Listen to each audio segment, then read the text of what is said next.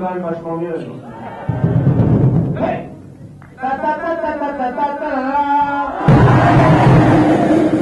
c'est bien d'être actif.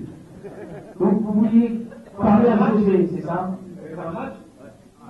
Bah, nous on n'est que 3. Les gars, si je vous fais la passe, vous êtes sûr que vous allez me rendre le poivron et les trucs avec les machins?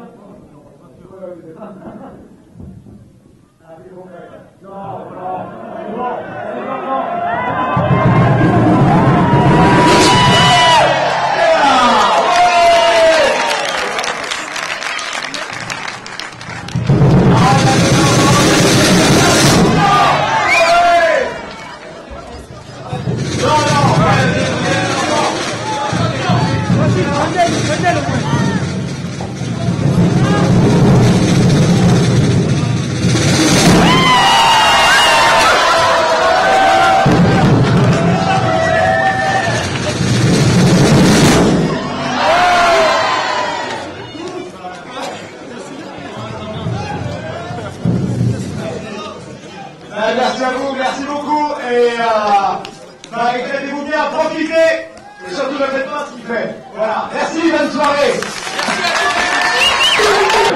Justement, ce film, par rapport à l'image qu'on pouvait avoir de vous en tant que réalisateur, ce que je disais, il a un vrai sens. Il y a un vrai amour pour la France dans ce film et peut-être un message de plus de fraternité dans notre pays. Merci. Parce que ça fait partie aussi des choses qu'on voulait dire avec ce film. Ça nous amusait de vouloir montrer les petits travers de la France et des Français, mais on voulait déclarer aussi tout l'amour qu'on a pour ce pays. José, voilà, il est français depuis une génération. Isabelle, c'est pareil, à la base elle n'a pas de sang français. Moi, je m'appelle Benayoun, mais mes grands-parents ont été accueillis si généreusement dans ce pays. On doit beaucoup à ce pays. Et c'était une façon aussi de remercier ce pays de nous avoir donné la possibilité d'être devant vous comme ça ce soir. On parle de rêve à l'américaine, mais il y a aussi un rêve à la française. Ce pays nous a permis presque à nous autres cancres en plus d'en faire un métier. On est cancres professionnels maintenant et on est très fiers de présenter ce film et de dire que à l'heure où il y a beaucoup d'autodénigrement en France, où il y a beaucoup de tensions entre les communautés et où on ne fait rien pour apaiser ces tensions, c'est bien de se rappeler à des valeurs essentielles qui sont justement la fraternité, l'entraide, la générosité. La France est un pays magnifique. On s'est promené dans votre région entre le Béarn et la Bigorre. Voilà, et la Bigorre, et à quel point c'est beau, même si c'était de nuit, je peux vous assurer que c'était beau. Et on a tendance à oublier tout ça. Il y a 80 millions de touristes qui viennent par an en France et on est en même temps le plus grand consommateur européen d'antidépresseurs. Il y a quelque chose qui ne va pas. On ne peut pas avoir le plus beau pays du monde et en même temps être pessimiste. Donc il faut qu'on pense au milieu de toute cette grisaille qu'on essaye de nous communiquer. Depuis 1974, on se dit ça avec José. Depuis 1974, on nous dit que c'est la crise. Bon, ok, d'accord, c'est la crise. Nous, on est nés dans la crise. C'est-à-dire, depuis 1974, on nous dit en France, il n'y a pas de pétrole, il y a des idées. Après, on va tous mourir. Enfin, toutes les 5 minutes, on nous dit ça. Et voilà, il y a un moment où il faut arrêter, quoi. Voilà, on est passé par je ne sais pas combien d'histoires, combien de moments, de pénuries, de ci, de ça. Et bon, la France continue à avancer comme tous les pays. Et voilà, donc maintenant, la seule chose qui reste, c'est se réjouir.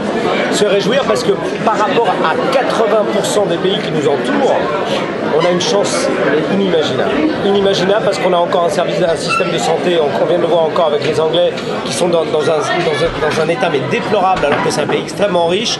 Nous, vous tombez par terre, et ben vous avez des gens qui vous ramassent et qui vous soignent gratuitement. Vous avez un problème, vous avez toujours des associations et des gens qui sont des bénévoles.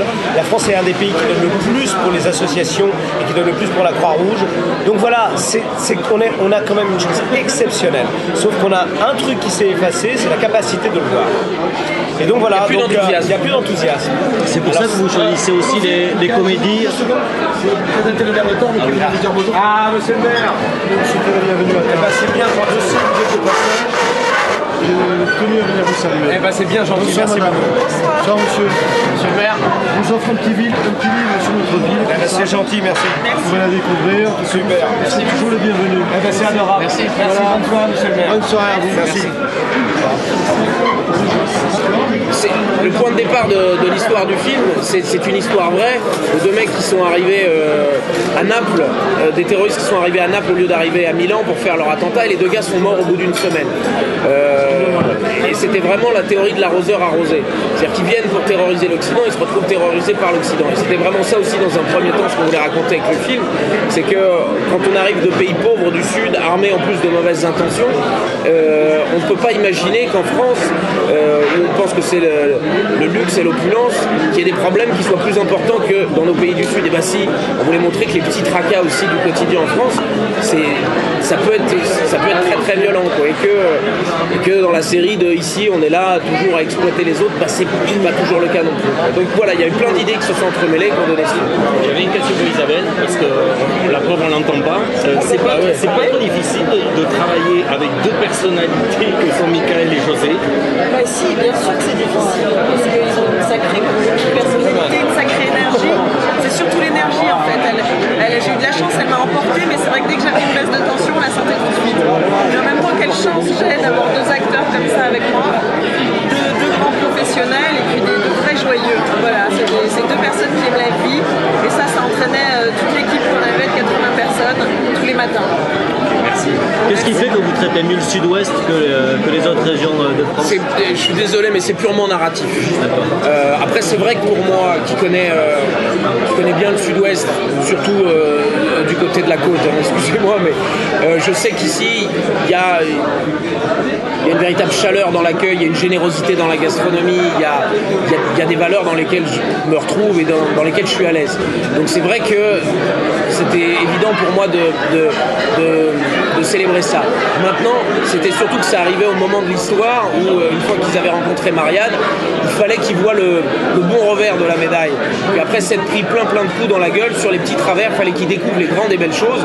Et ça tombait bien d'arriver ici pour découvrir l'accueil, pour découvrir la gastronomie, pour découvrir la camaraderie, pour découvrir... Il y a des valeurs dans le rugby que je trouve pour moi fondamentales et qui n'existent pas dans d'autres sports collectifs. Il y a une véritable solidarité dans le rugby. Tu peux pas gagner un match de rugby tout seul. Si tes copains décident de te laisser tomber, tu vas te faire marcher sur la gueule. Donc voilà, on se laisse jamais tomber au rugby, ou si on perd ensemble. Et c'est pas le cas, on s'en rend compte encore avec le foot et une équipe de France vachement individualiste. On se rend compte que voilà, ça mène à rien. Donc c'est pas pour rien que ça tombait là. Mais maintenant, d'un point de vue narratif, il fallait que ça arrive au bout de 45 minutes dans le film, et puis après vogue la galère. Et votre France idéale, elle est forcément avec une présidente de la République?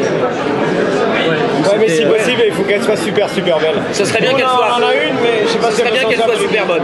Franchement. Ça serait un peu joli pied de nez. Est-ce que tu imagines Obama qui recevrait la présidente de la République et qui regarde les bugs? Tu sais, on voit la photo sur internet du mec qui regarde la poitrine. Ce serait génial si on avait une bombe atomique qui fait. Hey, comment ça va? Et c'est ça la France. Il faut qu'on commence à admettre qu'on va devenir un parc d'attractions pour 80 millions de personnes.